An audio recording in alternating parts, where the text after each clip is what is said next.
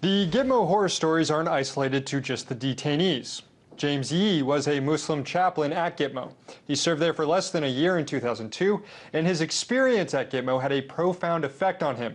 And he's since written a book about his ordeal titled For God and Country.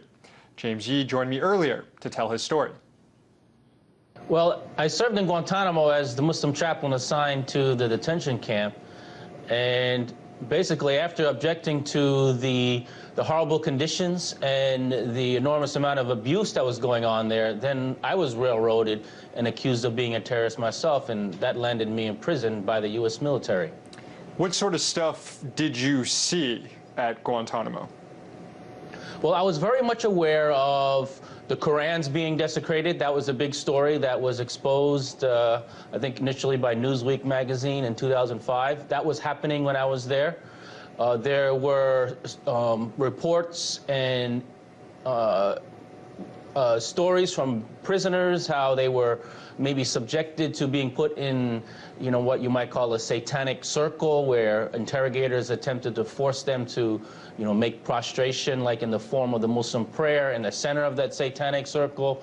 And then, of course, there was sexual humiliation being carried out on the part of female interrogators down in Guantanamo. Were you outspoken while you were there about what you were seeing, and do you think that played a role in what eventually happened to you, which was the military went after you and basically accused you of aiding the enemy? Is that correct? Well, I have no doubt that my raising concerns about the mistreatment of prisoners was a catalyst for the military coming after me, in addition to my own faith being Muslim as well. And that made it very easy for them to say that perhaps he's a terrorist too. But, my role going into the prison was to get information from the prisoners to allow the commander to know why there were so many riots, disturbances, and chaos going on in the prison cell blocks. And what eventually happened to you in these charges that you were facing?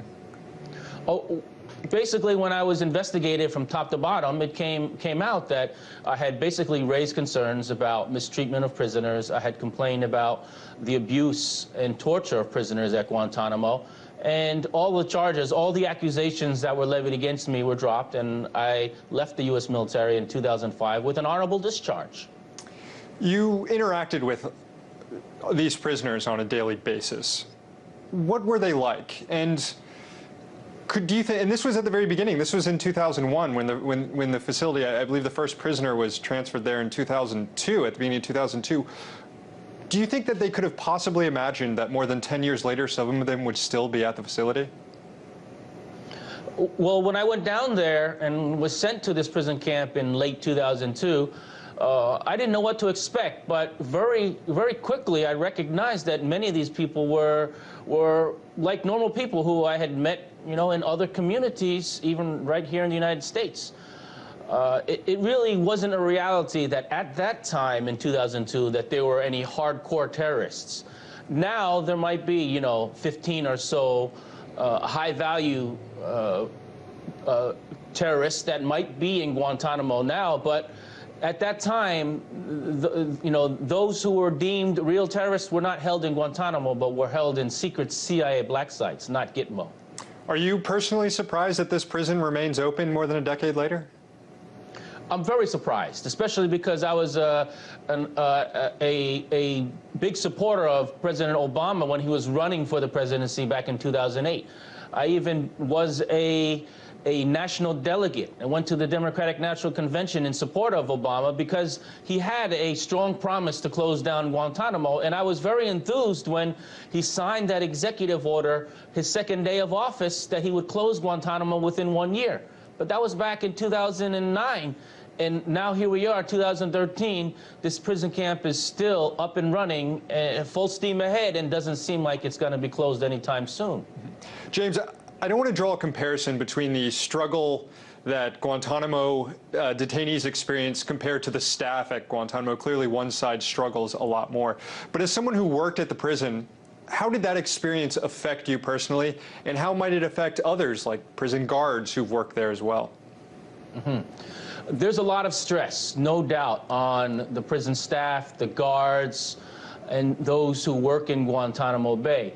It's long hours, and there's really sometimes no way for the troops down there to let off that steam, to let off that stress. And what was happening down in Guantanamo when I was there in the early stages, a lot of those guards would take their frustrations out on the prisoners and even incite them at times, and that would cause a lot of conflict and tension throughout the entire operation. What do you think needs to be done to close down the prison? Well, I think there's some good steps being taken right now. We see some new wording in legislation that's being proposed which will allow for the transfer of prisoners out of Guantanamo, but I'm still of the opinion that President Obama, as the commander-in-chief, has the authority and the power as an executive right now to close down this prison. That was James Yee, former chaplain with U.S. Army, author of the book For God and Country. Thank you so much for joining us. No problem. Thank you.